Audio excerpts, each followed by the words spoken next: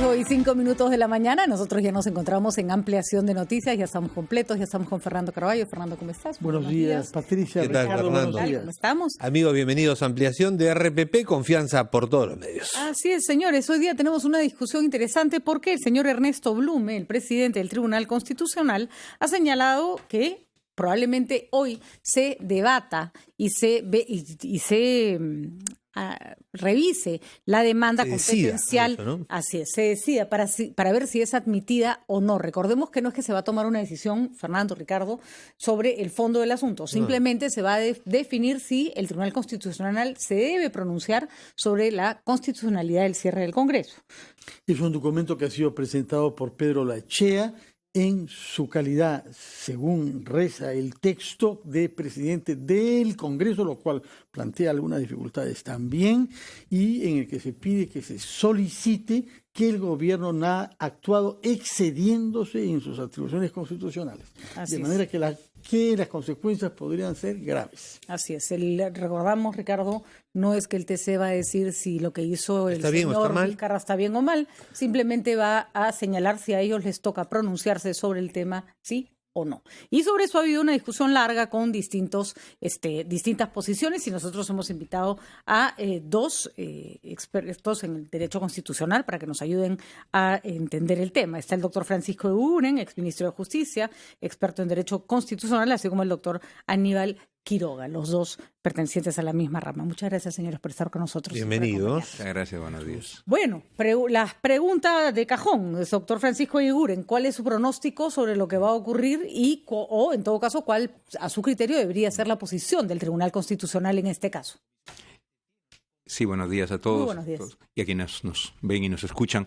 Yo prefiero opinar sobre qué desearía que pase, adelantando que mi posición ha sido desde el principio que el presidente de la Comisión Permanente no tiene competencia para interponer un proceso competencial a nombre del Congreso, que se configuró fácticamente la denegación de confianza al gobierno por parte del Congreso y que, por lo tanto, aunque es una figura sui generis, la disolución resulta conforme a la Constitución, y que el Congreso está disuelto y estamos en un proceso electoral. A pesar que sostengo y he sostenido permanentemente esto y creo en esto, pienso que no hay que pensar solamente en este momento, sino en lo que significa la institucionalidad constitucional y política del país. Por ello yo creo que, si bien no sería inconstitucional y podría hasta ser formalmente correcto que el tribunal se pronuncie hoy, y ojalá se pronuncie hoy, y dijera no admito a trámite porque el presidente de la Comisión Permanente no tiene competencia, yo preferiría que no sea así. Yo preferiría que el tribunal, dejando claro que no implica ningún pronunciamiento de fondo aún sobre la competencia o no del presidente de la Comisión Permanente, porque es un tema complejo, hay opiniones divididas, no es un mero control formal, la admita a trámite, reservando, como digo, esta decisión y el tema de fondo para la sentencia, le corra traslado al Ejecutivo, el Ejecutivo exponga sus argumentos, haya la audiencia de cada una de las partes, los informes, y se dicte una sentencia, pensando que este es un tema que es importante esclarecer para el país, para el futuro. Queda una sensación de muchas personas, y yo me hago eco de ellas, bueno, ¿y qué pasaría si estuviéramos, aunque yo no lo crea, ante una disolución arbitraria del Congreso? Este no es un golpe como el del 5 de abril. Acá hay Tribunal Constitucional, no está pintado. Entonces yo preferiría... Eso, doctor, haga usted la palabra clave. El Tribunal Constitucional no puede estar pintado. Fue creado para dirimir situaciones como esta. Yo pienso que sería mejor que ya se han tomado un tiempo, van a tener un tiempo, no hay apuro, ya no hay Congreso, la medida cautelar debe ser desestimada, pero que analizan este tema sobre las competencias de la Comisión Permanente, sobre la legitimidad o no del presidente de ella para interponer esta acción, sobre la disolución del Congreso. Yo creo que le haría mejor al país y quedaríamos para un futuro más claro. ¿No se sienta un precedente peligroso de que el día de mañana alguien sí cierre el Congreso de manera arbitraria y use este caso para no dejar que el tribunal se pronuncie? Así es. Pero sí quería hacerle una pregunta. Entre los considerandos, por ejemplo, para rechazar la inconstitucionalidad del hecho ocurrido, porque es una de las opciones, ¿se podría citar el hecho de que el señor Olachea no estaba facultado ni siquiera para ir al Tribunal Constitucional? Es decir, en lugar de rechazárselo de entrada, a la hora, si el Tribunal Constitucional decidiera, perdón, lo que ha hecho el señor Vizcarra está bien, ¿podría citar el hecho de que además el señor Olaechea no tenía la facultad de hacer ese pedido? Sí, claro, es más, yo espero que así lo haga, pero no en esta fase de admisión. Claro, eso está claro. De sentencia, porque también es bueno esclarecerlo. Mire, es la primera vez que vivimos esta situación de una disolución del Congreso con comisión permanente. Hay muchas dudas, a ratos se escucha qué puede y qué no puede hacer la comisión permanente. Es cierto, la Constitución dice, durante este interreno parlamentario, la comisión lo único que hace es recibir los decretos de urgencia y revisarlos y plantear al próximo Congreso. Es cierto, eso es lo que dice un artículo. Pero hay otros que dicen, sí, pero hay otras competencias en la Constitución. Entonces yo creo que le haría bien, con tanto vacío, con tanta controversia, al tribunal elaborar un poco más sobre esto. Me imagino, ese no es el objetivo, por supuesto, pero doctor Quiroga, que además como ejercicio académico es muy interesante que un tema como este entre al Tribunal Constitucional para ver los límites y la manera como un organismo tan importante debe actuar en circunstancias de crisis, porque estamos en una circunstancia de crisis. Sí, bueno, muchas gracias, buenos días. Bienvenido. Yo tengo una opinión en gran parte diferente a la de Pancho, ¿no? Siempre. Está bien, eso es interesante. ¿No? La diversidad. Porque, digamos, hay toda una doctrina, hay toda una jurisprudencia detrás de esto. En primer lugar, el Tribunal Constitucional es el dueño de su competencia, ese principio competence en virtud del cual el tribunal define los límites de su propia competencia, y eso han hecho todos los tribunales constitucionales, el Consejo Constitucional francés y la Corte Interamericana de Derechos Humanos. Por lo tanto, el tribunal va a definir si tiene competencia para resolver esto o no, en primer lugar. En segundo lugar, hay que entender qué cosa es una contienda de competencia. Una contienda de competencia es una disputa entre órganos constitucionales para ir al Tribunal Constitucional como árbitro para que defina si lo que está haciendo está o no está en la Constitución. Y entonces, claro, la Constitución dice entre órganos constitucionales y el Código Procesal dice el Congreso. Entonces la pregunta es, ¿la Comisión Permanente es o no es un órgano constitucional? En mi concepto, la Comisión Permanente es un órgano constitucional, es la representación que queda del Congreso. Si la idea de la disolución del Congreso fuera que no hubiese Congreso, entonces no habría Comisión Permanente. Por algo hay Comisión Permanente, porque hay una representación del Congreso que queda como una especie de muñón para hacer algún tipo de contrapeso. En consecuencia. Tal vez sería importante aclarar qué cosa significa disolver el Congreso y qué significa que desaparezca un poder del Estado, que son dos cosas distintas. Exactamente, ¿no? Ahí va. Entonces, la propia Constitución que se ha citado acá muchas veces dice, el decreto de disolución no alcanza a la Comisión Permanente. Por lo tanto, la Comisión Permanente no puede ser disuelta. Si no puede ser disuelta, queda la Comisión Permanente del Congreso como una representación del Congreso. ¿Tiene legitimidad para disputar sus competencias ante el tribunal? Yo creo que plenas. Totalmente, porque el presidente del Congreso es presidente de la Comisión Permanente, o al revés. Permítame que lo vea desde el punto de vista ciudadano, porque desde el punto de vista del derecho hay una cantidad enorme de legislación a la que se apela cuando se discute este tema a favor y en contra.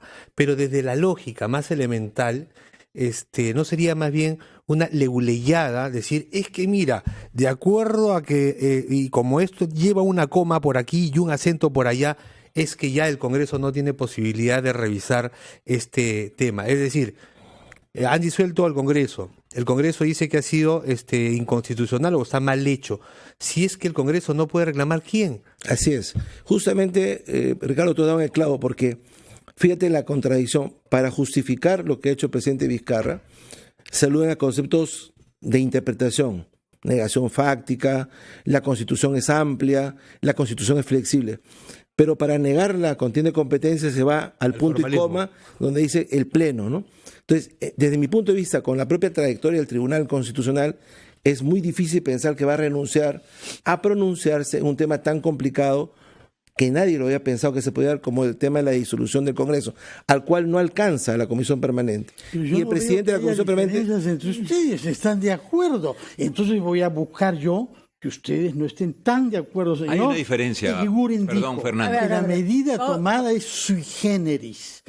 ¿En qué sentido el presidente de la República tiene derecho a tomar una medida sui generis, es decir, de género propio. Vamos a hacer una pausa y luego establecemos las diferencias, aunque sí hay una diferencia, no en el resultado, pero sí en la causa por la cual debe ser admitida la demanda. En eso sí hay coincidencia de acuerdo con Fernando. Vamos a ir a una pausa rapidita para que no nos coja el corte en la mitad de la respuesta.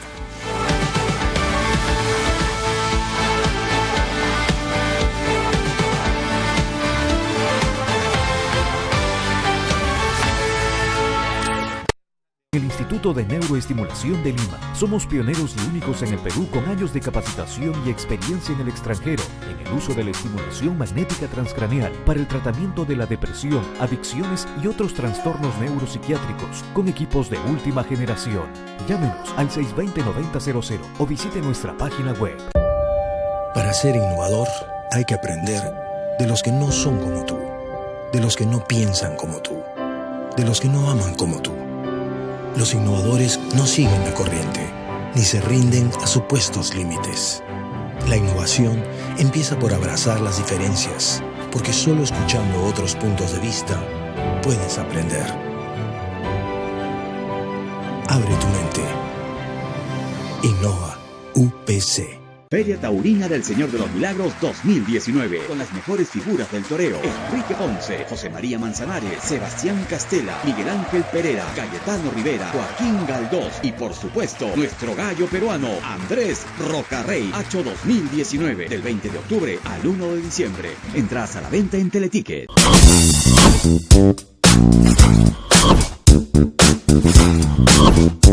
La tecnología nos abre un mundo de posibilidades. Entérate de todo en Newsgeek.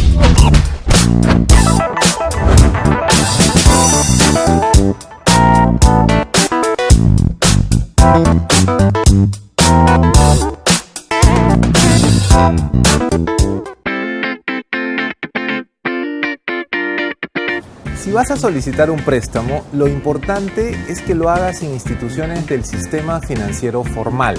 Estas instituciones te dan la garantía que tú necesitas. Tengamos mucho cuidado con los prestamistas informales, con esas personas que te están ofreciendo el dinero inmediato, pero con altas tasas de interés y con otros riesgos asociados que al final nos pueden traer muchos problemas. Para conseguir una mejor tasa de interés es muy importante que identifiques los productos que tienes. Por ejemplo, la tarjeta de crédito, tu cuenta de ahorros o tu cuenta sueldo. Si tienes los 3 productos en una sola institución, vas a poder conseguir unas tasas más bajas y un interés que más te convenga. Si no los tienes, pues estás a tiempo para poder unificarlos y poder conseguir ese préstamo que tanto quieres.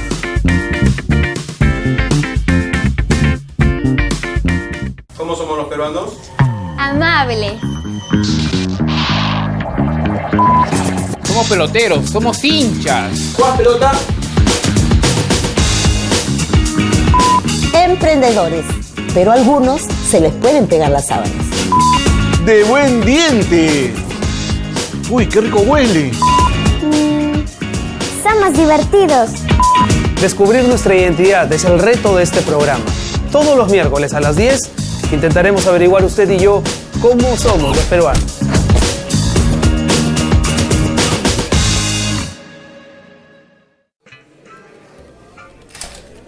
Hola Ángel, ¿irás a la reunión? Sí, claro, termino y voy. No te olvides que el bono de alquiler solo se otorgará a parejas que paguen renta mensual y vivienda no menor a los 0.78 UIT y que no supere los 0.371 UIT. Entonces ahí te veo. Se realizará el ajuste monetario internacional por $56.000 millones, recalculando tasa de inversión interanual del 5.8% de los 7 primeros meses. Tranquilo, en Economía para Todos te explicaremos los principales cambios en materia económica por los que atraviesa el Perú y el mundo, pero sobre todo, cómo afectan estos directamente tu bolsillo. Soy Omar Mariluz y estoy de lunes a viernes a las 4 de la tarde por RPP Televisión.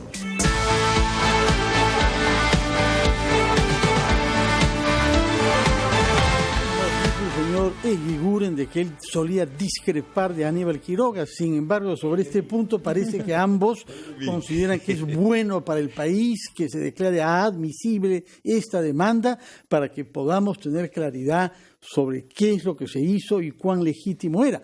Pero en su defensa de lo hecho, es decir, de la disolución, usted usó esta expresión, es una medida sui generis, que me parece que no es un concepto que la Constitución use para legitimar este tipo de medidas.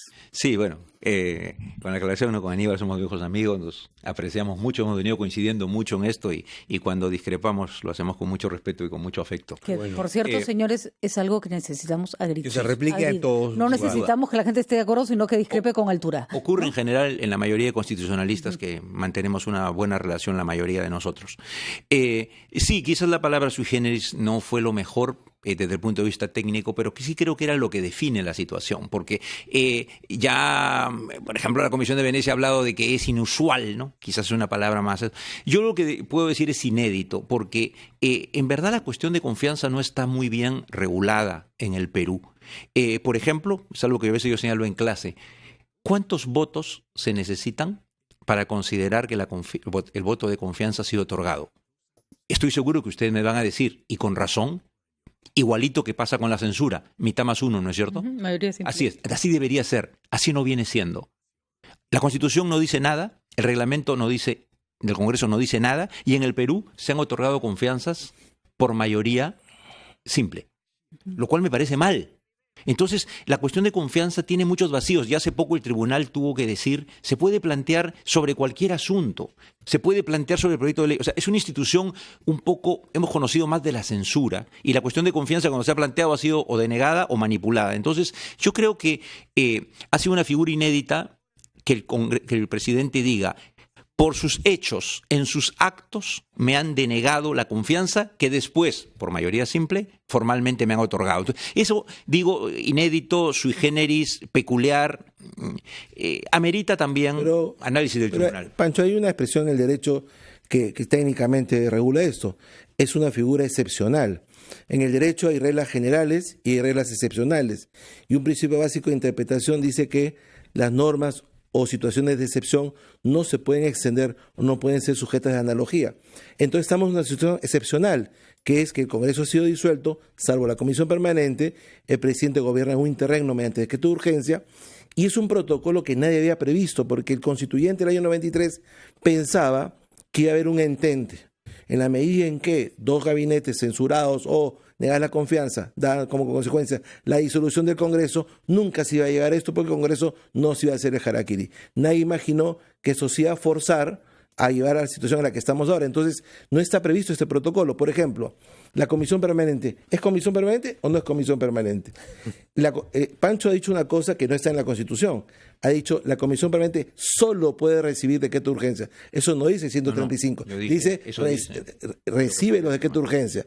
Pero, por ejemplo, la consulta ahora es, además de eso, ¿tiene las facultades normales de la Comisión Permanente? Unos dicen que no, otros dicen que sí. Pero en la Constitución no hay dos comisiones permanentes, hay una sola.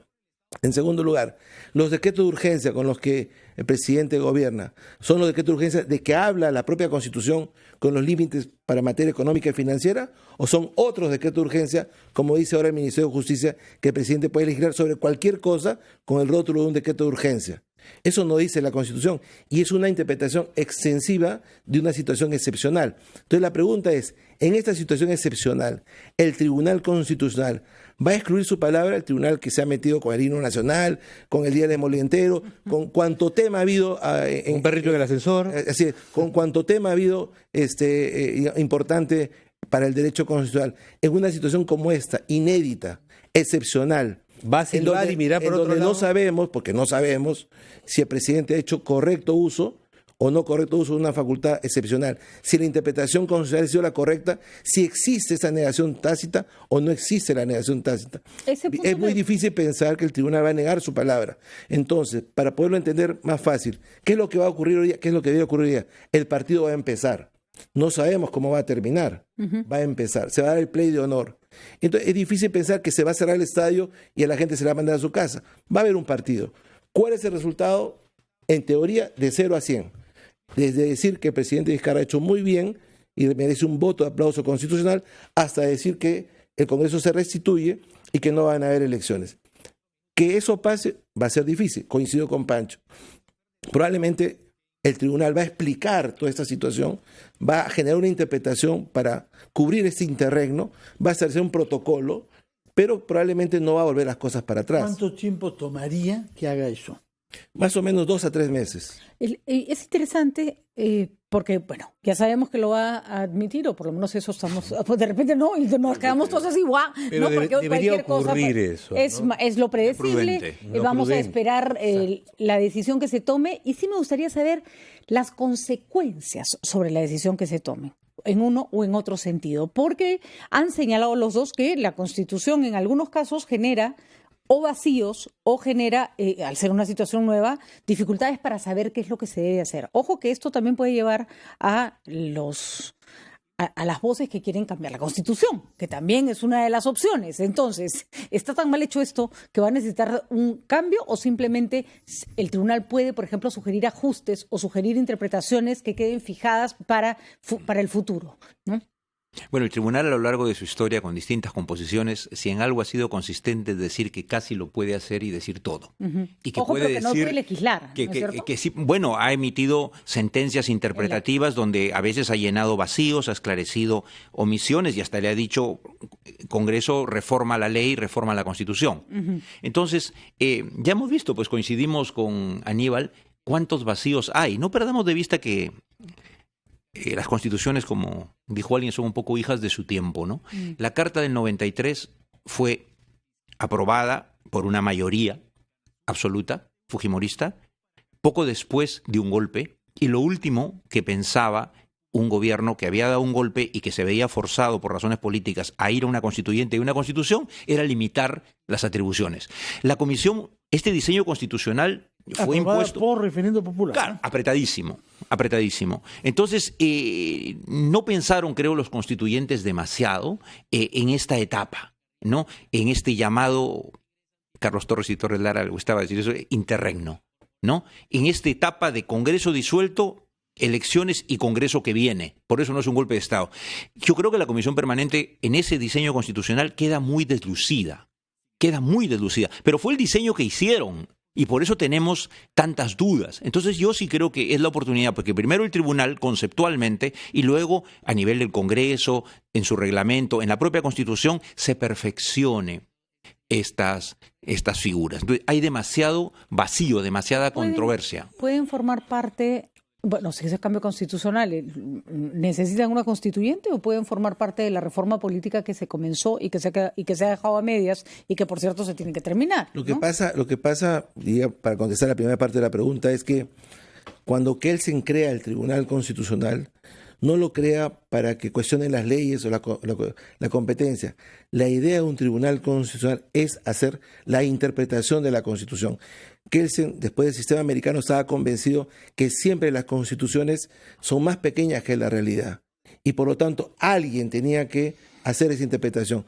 Durante el siglo XIX el gran debate fue quién la hacía.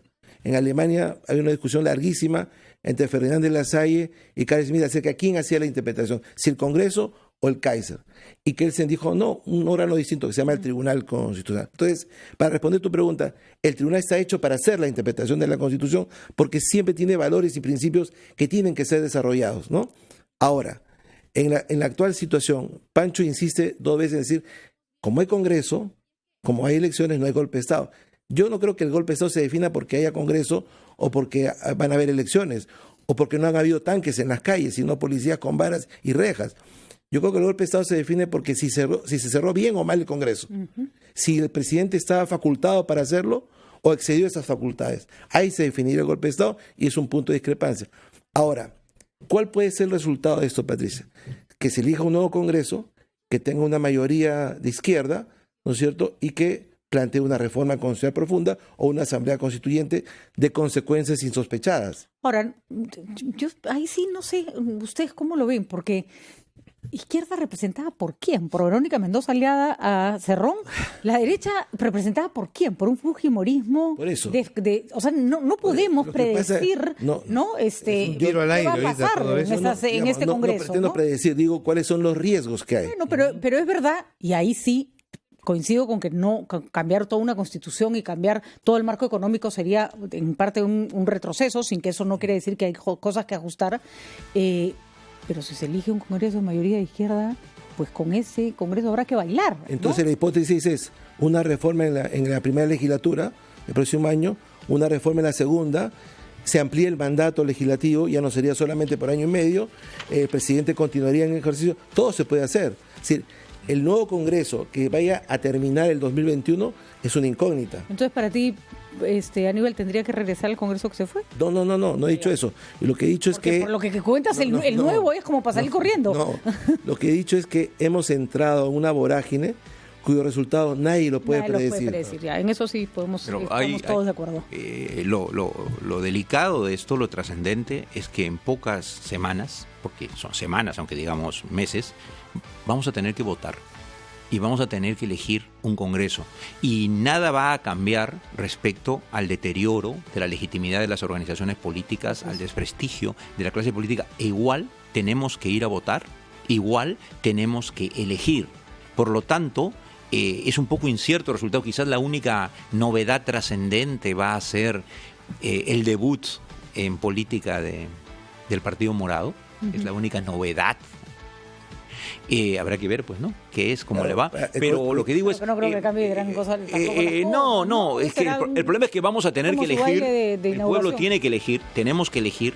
Habrá que escoger lo mejor de lo que hay. Tampoco hay que satanizar. Yo no creo que ya ni siquiera se puede hablar de la izquierda, ¿no? Porque hay varios grupos. Yo me considero, siempre he sido un tipo de izquierda. Y no sé cuál es la izquierda. ¿Y ya no sabes a qué perteneces?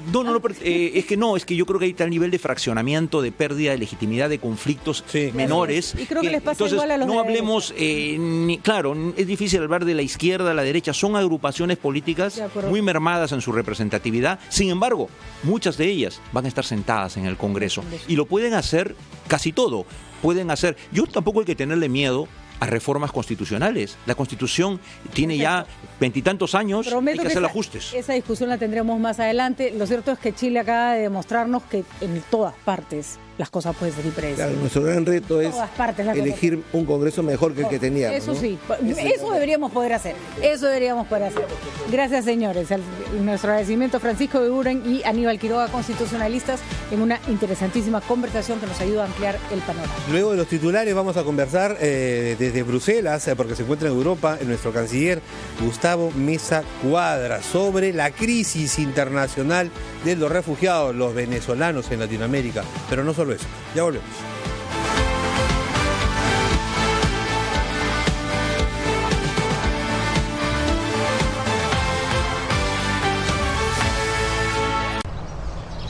Radio Oxígeno.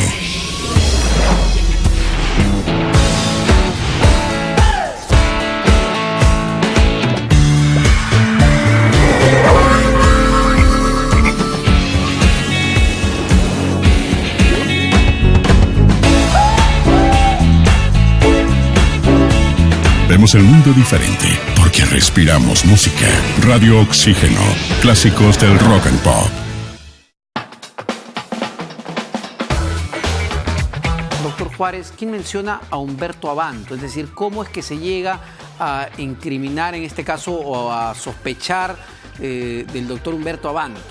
Esta persona que intermedió tomó $80,000 y $320,000 fueron para este señor Pedraza, que los compartió con los árbitros que formaban parte de este colegio arbitral, y entre ellos estaba el señor Abanto. El proceso de elecciones cambia radicalmente el comportamiento de las izquierdas y vuelven a ser las izquierdas desunidas, las izquierdas que cada uno van por su lado, y en este momento hay una sola alianza que se ha logrado concretar ya, y fíjate tú el gran problema que tienen las izquierdas en este momento a raíz de esa alianza, ¿no?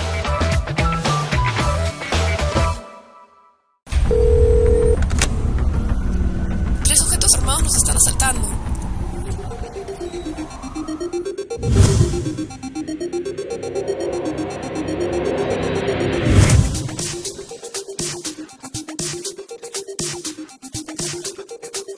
Cuando estés lejos de sentirte seguro, contacta al Rotafono, la línea de ayuda más efectiva.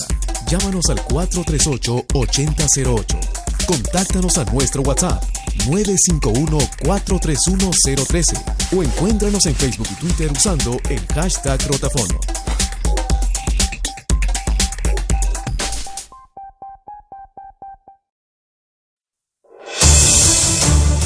El día transcurre demasiado rápido.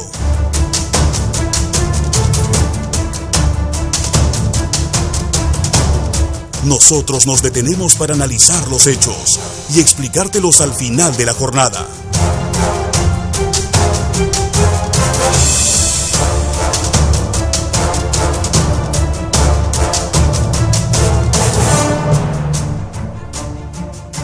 Brindándote información en la que puedas confiar. Edición Central, de lunes a viernes a las 8 de la noche, con Tatiana Alemán.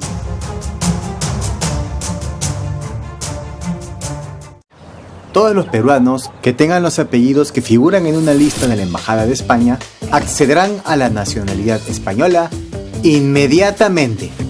Hay mentiras disfrazadas de noticia. Fíjate en la información, pero también en quién te la da.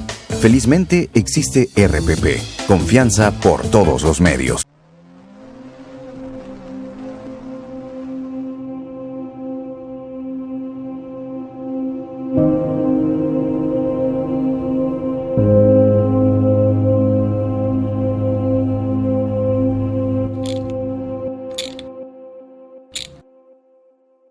¿Y ahora qué hago?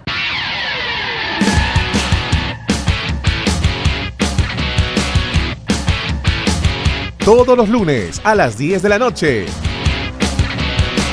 Al Volante por RPP TV. ¿Tener una sola red social? ¿Tener amigos iguales? ¿Escuchar un solo género en un solo idioma? Nah, no nos gusta una sola cosa. En Estudio 92, como tú, preferimos variedad. Porque a veces estás en modo chill y luego en modo juerga. Porque es más chévere escuchar música de todo el mundo. Y si es con gente buena vibra en conducción, mejor. Tenemos todo lo que te gusta y a tu manera, porque la diversión está en la mezcla. Estudio 92. Primeros en tu música.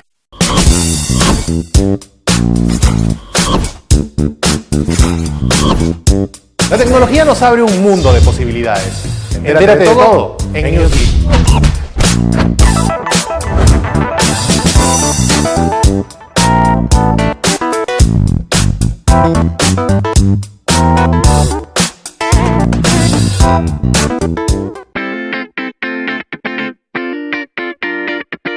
Si vas a solicitar un préstamo, lo importante es que lo hagas en instituciones del sistema financiero formal.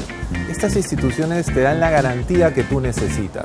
Tengamos mucho cuidado con los prestamistas informales, con esas personas que te están ofreciendo el dinero inmediato, pero con altas tasas de interés y con otros riesgos asociados que al final nos pueden traer muchos problemas. Para conseguir una mejor tasa de interés es muy importante que identifiques los productos que tienes. Por ejemplo, la tarjeta de crédito, tu cuenta de ahorros o tu cuenta sueldo. Si tienes los tres productos en una sola institución, vas a poder conseguir unas tasas más bajas y un interés que más te convenga. Si no los tienes, pues estás a tiempo para poder unificarlos y poder conseguir ese préstamo que tanto quieres.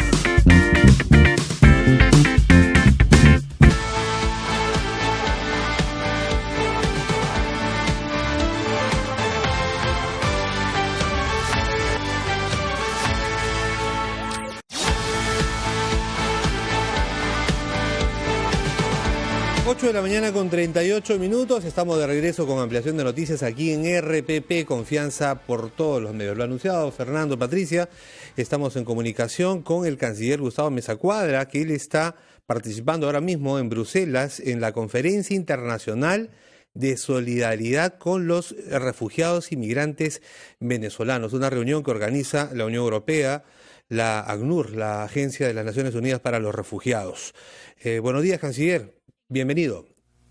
Muy buenos días, un gusto como siempre de atender la llamada de RPP a las órdenes para informar sobre esta conferencia. Sí, lo escuchamos, canciller. Cuéntenos. Sí, esta es una conferencia muy importante que ha tenido lugar en Bruselas, convocada por la Unión Europea, la Organización Internacional para las Migraciones y el Alto Comisionado para los Refugiados de Naciones Unidas. Ha sido la primera vez en que se ha hecho un esfuerzo por llamar la atención de la comunidad internacional sobre la dimensión de la tragedia que vive el hermano pueblo de Venezuela y los millones de migrantes que han tenido que salir, ¿no? 4.5 millones, y que, como ustedes saben, han llegado a todos los países de la región, particularmente a Colombia y al Perú. Así que ese era el objetivo, llamar a la comunidad internacional para que contribuya al esfuerzo que ya venimos haciendo al interior de nuestros países, ¿no? Con la solidaridad que hemos expresado, ¿no? Países como el Perú. Y eso es muy importante.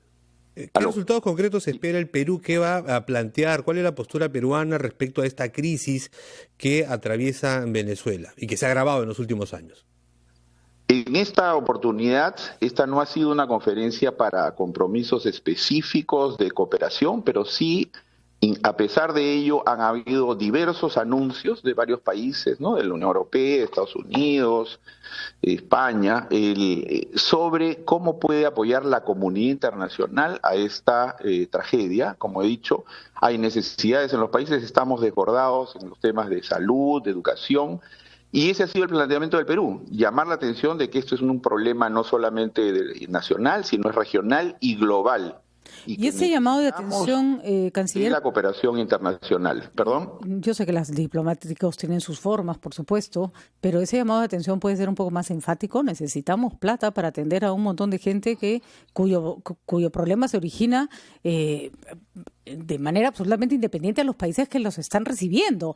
Europa, por lo menos, para decirlo de esa manera, parte de los refugiados que recibe son productos de guerras en las que ellos están participando. Nosotros no tenemos nada que ver con el problema de Venezuela y tenemos, como debe ser, que acoger a todos los hermanos venezolanos, pero parece que a nadie le importara y que ese es problema del país a donde llega el venezolano. ¿Se puede hacer algo más que simplemente plantear el problema y ponerse un poquito más serio? Estados Unidos, por ejemplo, no quiere que lleguen migrantes a su país. Bueno, pues que colabore en aquellos lugares donde sí estamos recibiendo migrantes. Es correcto, se necesita la solidaridad no para el próximo año, se necesita la solidaridad inmediata. Exacto. Y eso es lo que hemos planteado. En el Perú hemos contado cómo nuestros recursos ya han sido desbordados por las necesidades que tenemos, y lo mismo pasa con los países vecinos. En ese sentido, en esta reunión hemos asegurado, y así ha quedado registrado en el comunicado de la reunión final, que esta primera reunión en la que se han presentado las demandas que tienen nuestros países sea seguida por una conferencia de compromisos de cooperación específicos a proyectos. Y eso va a tener lugar, y para eso tenemos que trabajar con la Unión Europea, con países como Estados Unidos y otros, la Organización de Migraciones, etcétera. Eso ya está decidido. Ese ha sido el mensaje del Perú, y ha explicado el Perú que efectivamente hay países como Colombia que son vecinos que han sido muy afectados, pero que el Perú en este momento tiene cerca de 1 millón de migrantes venezolanos y que requieren de una serie de fondos y cooperación para su posible reinserción mientras permanecen en nuestro país. Buenos días, canciller Mesa Cuadra. El tema de las migraciones, por grave que sea, es consecuencia de una realidad política previa, y para eso se creó hace 2 años y medio el Grupo de Lima. En los últimos días han habido intercambios cordiales de saludos entre el presidente peruano Vizcarra y el presidente electo de Argentina. Sin embargo, Alberto Fernández había anunciado que él propondría la creación de un grupo intermediario, en la práctica alternativo al Grupo de Lima, compuesto por Argentina, México y Uruguay.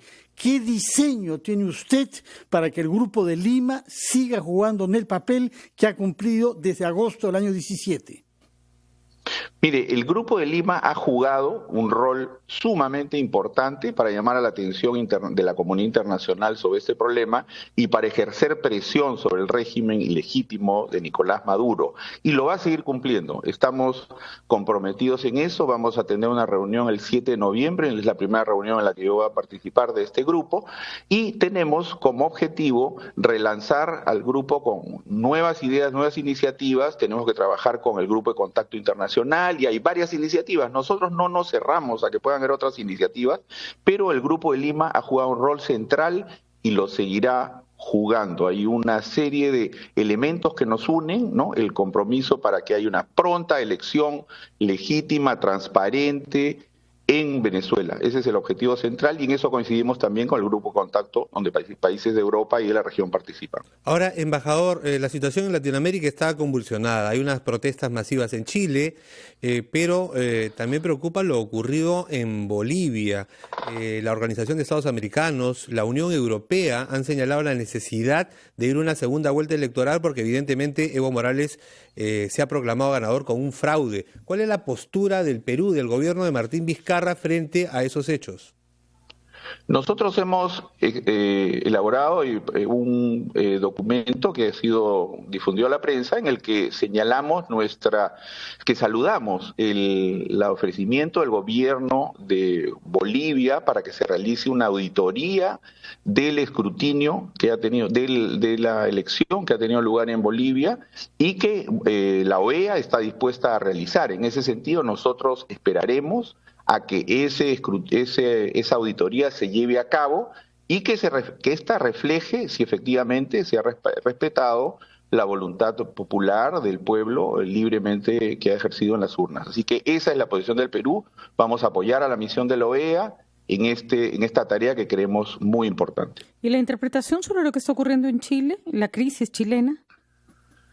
Bueno, nosotros hemos seguido de cerca, estamos evaluando, como usted sabe, tenemos más de 250.000 compatriotas en Chile, estamos con nuestros consulados en una situación de alerta, hemos seguido lamentablemente de cerca el caso de 3 conciudadanos que han fallecido y nos mantenemos alerta a que esta situación que lamentablemente se ha producido, esperamos que esta vaya calmándose y que se regrese a la normalidad en ese hermano país, ¿no? Muy bien, canciller, muchísimas gracias por estar con nosotros. Sí, importante que se haya sentir la voz de los países que están acogiendo a los migrantes venezolanos, pero que hay que decirlo, no podemos más sin la ayuda internacional. Por eso el canciller Mesa Cuadra está en Bruselas y ha participado en esta reunión. Muchísimas gracias, que tenga usted un buen viaje de retorno. Vamos a una pausa y volvemos rápidamente con más. Estamos con el exministro de la Producción y economista Daniel Córdoba, que va a conversar con nosotros sobre su incorporación a la Alianza el partido del señor César Acuña. Exactamente. Va como jefe de plan de gobierno, ya nos lo cuenta en un instante.